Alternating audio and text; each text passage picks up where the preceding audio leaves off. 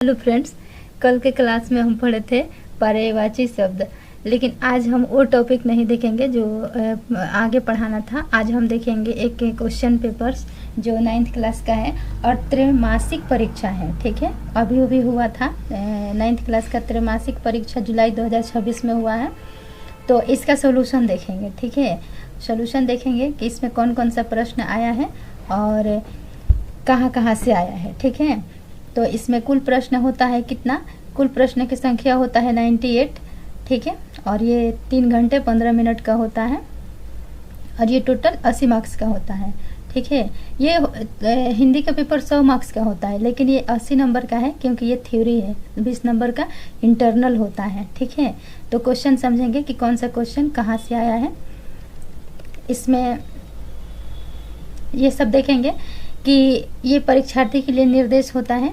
Number 1 है कि प्रश्न के उत्तर देने से पहले निर्देशों को ध्यानपूर्वक पढ़ ले।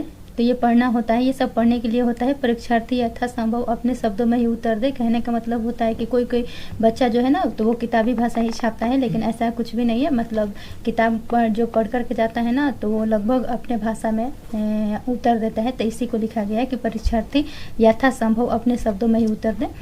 दाहिने और हाशिए पर दिए हुए अंक पूर्णांक निर्दिष्ट करते हैं। जैसे जो प्रश्न है तो वो कितने नंबर का है उसका मार्क्स दिया है बगल में।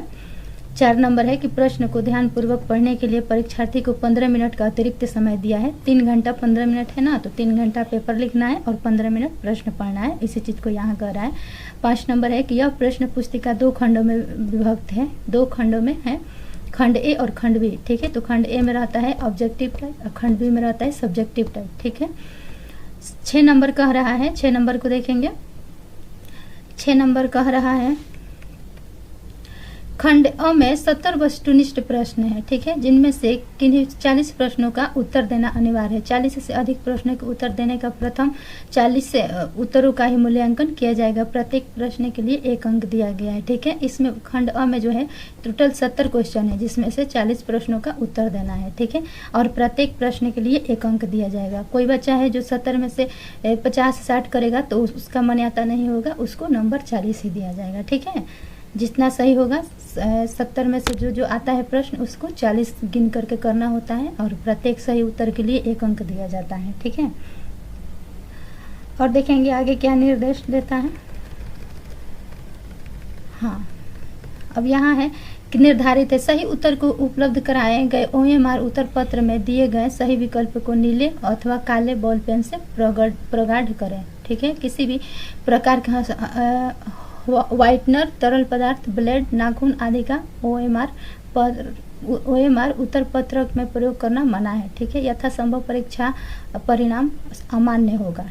ठीक है, इसको OMR सीट पर बिंदी बिंदी जो भरा जाता है ना, उसी पर आंसर दिया जाता है 40 क्वेश्चन का।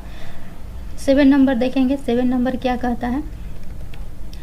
7 नंबर कहता है खंड ब में 20 लघु उत्तरीय प्रश्न है। प्रत्येक के लिए 2 अंक निर्धारित है, जिनमें से किन्हीं 10 प्रश्नों का उत्तर देना अनिवार्य है। इसके अतिरिक्त इस खंड में 8 दीर्घ उत्तरीय प्रश्न दिए गए हैं। प्रत्येक के लिए 5 अंक निर्धारित है। ठीक है, जिनमें से किन्हीं 4 प्रश्नों का उत्तर देना है। ठीक है, 8 नंबर कहता है कि किसी प्रकार के इलेक्ट्रॉनिक उपकरण का प्रयोग पूर्णतया वर्जित है। ठीक है, अब देखेंगे नीचे खंड अ। ठीक है, खंड अ में वस्तुनिष्ठ प्रश्न ऑब्जेक्टिव टाइप का है, जिसमें से 1 से 70 तक प्रश्न है और 40 प्रश्नों का उत्तर देना है। तो इसको हम सॉल्व करेंगे। अभी देखेंगे कौन कौन सा क्वेश्चन आया है। और हम जो पढ़ाए हैं, अभी हम हिंदी व्याकरण पढ़ाए हैं, तो उसमें हिंदी व्याकरण से कितना प्रश्न आया है। ठीक है, तो नंबर 1 है खटास किस संज्ञा का उदाहरण है। खटास किस संज्ञा का उदाहरण है, तो इसमें से हो जाएगा भाववाचक संज्ञा। ठीक है, यहाँ से हम इसको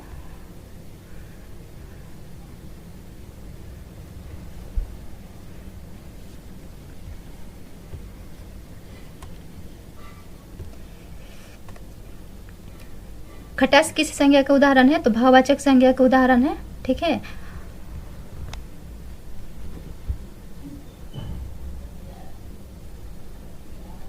और दूसरा नंबर क्वेश्चन देखेंगे। दूसरा नंबर क्वेश्चन क्या है कि घ का उच्चारण स्थान क्या है। ठीक है, घ का उच्चारण स्थान क्या है, तो घ का उच्चारण स्थान है कंठ। 3 नंबर क्वेश्चन है 3 नंबर क्वेश्चन को देखेंगे, निम्नलिखित में से कौन द्विगुण व्यंजन है। ठीक है, निम्नलिखित में से कौन द्विगुण व्यंजन है, तो ड और ढ दोनों होगा। ठीक है, इसमें सी ऑप्शन होगा, ए और बी दोनों। ठीक है, 4 नंबर क्वेश्चन है, निम्नलिखित में से कौन संयुक्त स्वर है, तो संयुक्त स्वर कौन होगा, इसमें ए होगा संयुक्त स्वर। ठीक है, इसमें ए होगा संयुक्त स्वर। 5 नंबर देखेंगे, निम्नलिखित कौन अशुद्ध शब्द है, निम्नलिखित में कौन अशुद्ध शब्द है, तो ये उत्कर्ष होगा। ठीक है, उत्कर्ष इसमें अशुद्ध है।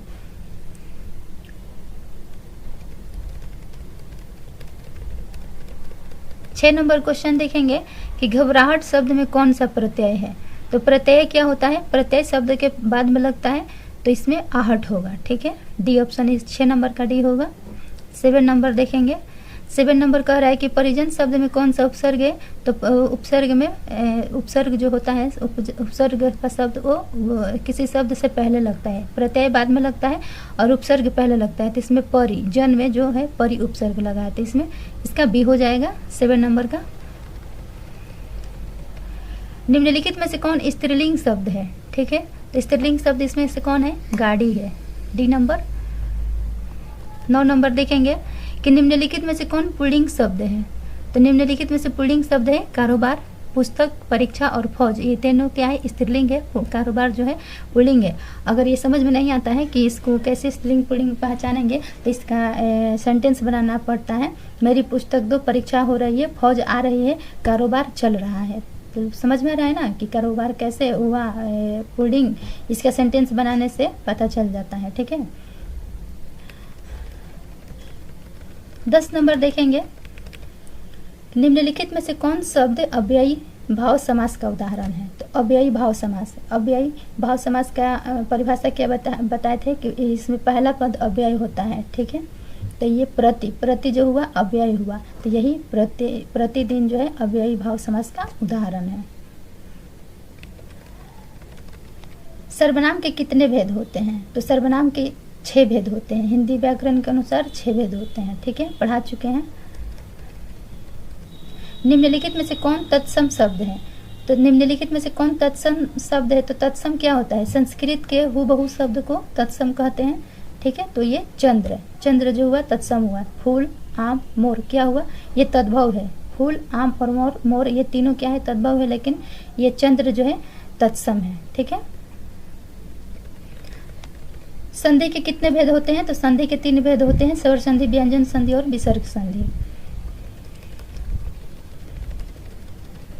14 नंबर क्वेश्चन, किसी मूल या ह्रस्व को उसी स्वर के साथ मिलने से जो स्वर बनता है उसे क्या कहते हैं, तो उसे दीर्घ स्वर कहते हैं। दीर्घ स्वर का ये डेफिनेशन है जो बता चुके हैं हम क्लास में। स्पर्श व्यंजन की संख्या कितनी होती है, तो स्पर्श व्यंजन की संख्या 25 होती है। स्पर्श व्यंजन कौन होता है, क से लेकर के मतलब क ख ग घ अंग च छ ज ज य ट ठ ड ढ त थ द न प फ ब म, ये सब क्या होता है, ये स्पर्श व्यंजन होता है और इसकी टोटल संख्या 25 होती है। ठीक है, तो इसका ए ऑप्शन सही है। केवल मुंह से बोले जाने वाले सस्वर वर्ण को क्या कहते हैं, तो केवल मुंह से बोले जाने वाले सस्वर वर्ण को निरनुनासिक कहते हैं। ठीक है, अनुनासिक पढ़ाए हैं, प्लुत और अनुस्वार सब पढ़ाए हैं, निरनुनासिक भी पढ़ा चुके हैं। ठीक है, विसर्ग का उच्चारण किसकी तरह होता है, तो विसर्ग का जो उच्चारण है वो ह की तरह होता है। जैसे रामः, राम के बाद जैसे 2 गो ये बिंदी लगा रहेगा तो उसको ह पढ़ा जाता है। ठीक है, रामः, तो ह उच्चारण आता है। 18 नंबर देखेंगे कि निम्नलिखित में से कौन योजक चिन्ह है, तो निम्नलिखित में से ये जो है ये डी नंबर योजक चिन्ह है। ठीक है, 18 नंबर का डी, इसको हैफन भी बोला जाता है। 19 नंबर देखेंगे, निम्नलिखित में से कौन शब्द जातिवाचक संज्ञा का उदाहरण है, तो जातिवाचक संज्ञा का उदाहरण है ठग, ये अमेरिका, दक्षिण, दिवाली क्या है, ये सब व्यक्तिवाचक हैं, लेकिन ठग जो है जातिवाचक संज्ञा है। 20 नंबर देखेंगे, शब्द की जाति को क्या कहते हैं, तो शब्द के जाति को क्या कहते हैं, लिंग कहते हैं। ठीक है, शब्द के जाति को लिंग कहते हैं। जाति 2 प्रकार के ही होता है, स्त्रीलिंग और पुल्लिंग। ठीक है, इसीलिए शब्द के जाति को स्त्रीलिंग कहते हैं। 20 नंबर प्रश्न देखेंगे, हिंदी में कितने वचन होते हैं? तो हिंदी में 2 वचन होते हैं, एक वचन और बहुवचन। इसका ऑप्शन सी होगा।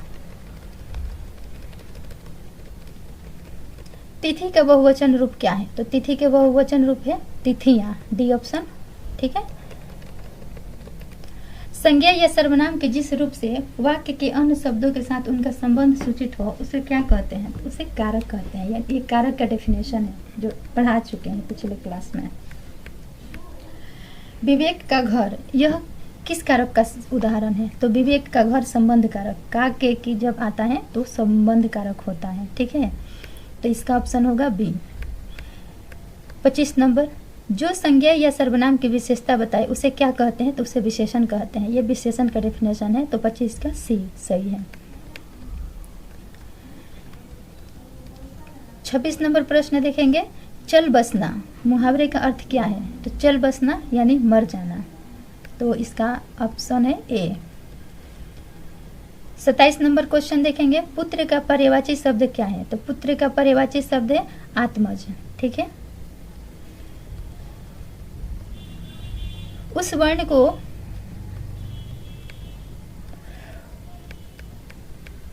को क्या कहते हैं जिनका उच्चारण बिना अवरोध अथवा विघ्न बाधा के होता है? ठीक है, तो उसे स्वर कहते हैं। वर्णों के क्रमबद्ध समूह को क्या कहते हैं? तो वर्णों के क्रमबद्ध अथवा वर्णों के समूह को वर्णमाला कहते हैं, तो इसका डी ऑप्शन। निम्नलिखित में से कौन दीर्घ स्वर है? तो निम्नलिखित में से दीर्घ स्वर अ, हर्षऊ और री जो है ये दीर्घ स्वर नहीं है। दुर्घऊ जो है ये दीर्घ स्वर है। ठीक है। कामना का बहुवचन रूप क्या है? तो कामना के बहुवचन रूप हो जाएगा कामनाएं। ये तीनों जो है ए, बी और सी का ऑप्शन ये गलत है। जिसके लिए कुछ किया जाए या जिसको कुछ दिया जाए, इसका बोध कराने वाले शब्द के रूप को कौन सा कारक कहते हैं? तो संप्रदान। संप्रदान कारक में कुछ देने का काम किया जाता है। ठीक है। अपदान अलगाव होता है, आपदान अलगाव होता है। संबंध जो है का के की होता है, और करण जो होता है काम करने का साधन होता है। 33 नंबर, वह पुरुषवाचक सर्वनाम में किसका भेद है? वह पुरुषवाचक सर्वनाम में किसका भेद है? तो वह जो है अन्य पुरुष का है। ठीक है। उत्तम पुरुष में क्या आता है? उत्तम पुरुष में आता है मैं और हम। मध्यम पुरुष में आता है तुम का जितना भी रूप है, तुम लोग, तुम सब, तुम दोनों, तो ये सब मध्यम पुरुष में आ जाएगा। और अन्य पुरुष में आता है वह, वे लोग, वे दोनों। ठीक है।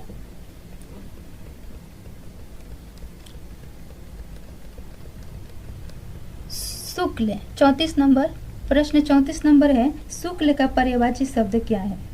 ठीक है। तो शुक्ल का पर्यायवाची शब्द होगा कृष्ण। शुक्ल का मतलब होता है प्रकाश और कृष्ण का मतलब होता है अंधेरा।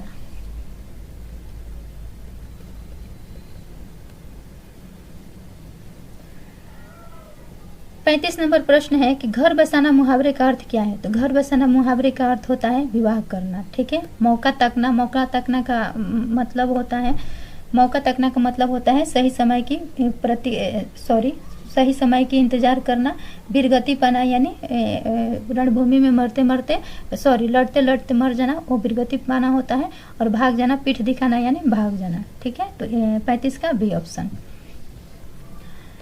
निम्नलिखित में से कौन ऋतु गीत है? तो निम्नलिखित में से ऋतु गीत चैता है। ठीक है। ये ऋतु गीत क्या मतलब? चैता जो महीने में गाया जाता है, गर्मी के महीने में गाया जाता है या चैत माह में गाया जाता है, इसलिए इसको चैता कहते हैं।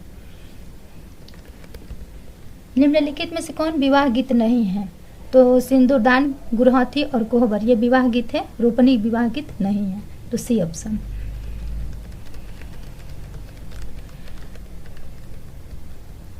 अड़तीस नंबर, बिहार में प्रचलित लोकगीतों के मुख्यतः कितने भेद हैं? तो बिहार में प्रचलित लोकगीतों के 4 भेद है, इसका सी ऑप्शन। और 39 नंबर, बिहार में किस बोली को बोलने वालों की संख्या सबसे अधिक है? तो भोजपुरी। ठीक है। एक बार देखेंगे 39 नंबर प्रश्न को। 39 नंबर प्रश्न को देखेंगे कि भोजपुरी किस किस जिला में बोला जाता है, बिहार के किस किस जिले में। तो भोजपुर, सिवान, सारण और चंपारण, ठीक है, पश्चिमी हिस्सों में बोला जाता है। मैथिली भाषा जो है वो दरभंगा, मधुबनी, पूर्णिया में बोला जाता है। और मगही भाषा जो है पटना, गया, नालंदा में बोला जाता है, ठीक है। और अंगिका भाषा जो है ये वैशाली जिला में बोला जाता है। 40 नंबर प्रश्न देखेंगे, जनेऊ के अधिकारी कुमार को लोकगीतों में क्या कहा जाता है? तो बरुआ कहा जाता है। जनेऊ के अधिकारी कुमार कौन होता है? ब्राह्मण लोग जो होता है, जो शादीशुदा नहीं होता है लेकिन उनको एक जनेऊ का रस्म होता है जो पूरा कर देने पर वो दूसरे का शादी विवाह करवाते हैं लोग, ठीक है। शिवपूजन सहाय का देहांत कब हुआ था? तो शिवपूजन सहाय का देहांत जो हुआ था वो हुआ था 1963 में, ठीक है, 21 जनवरी 1963 में। 42 नंबर क्वेश्चन, शिवपूजन सहाय के बचपन का नाम क्या था? तो भोलानाथ था।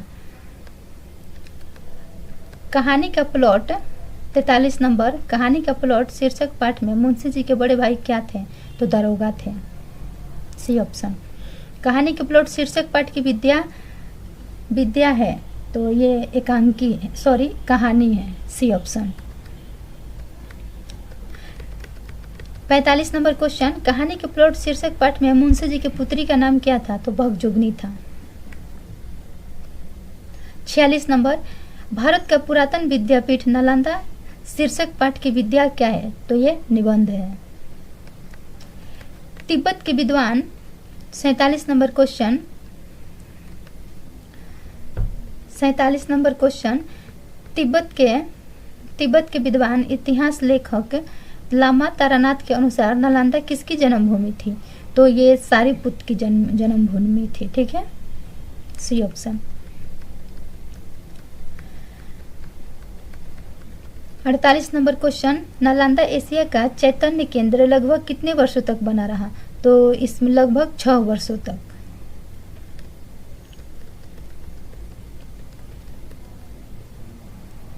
किनके समय के ताम्र पत्र और मूर्तियां नालंदा की खुदाई में प्राप्त हुए? तो बिसल देव के, डी ऑप्शन। 50 नंबर प्रश्न, पठित पाठ्य पुस्तक के अनुसार निम्नलिखित में से कौन राज्य नालंदा के निर्माण और अर्थव्यवस्था में पर्याप्त भाग लिया था? तो ये उत्तर प्रदेश, बिहार और बंगाल तीनों था, इसलिए इसका डी ऑप्शन इनमें से सभी होगा। क्वेश्चन 51, रैदास कैसे कवि थे? तो रैदास जो थे शगुन कवि थे।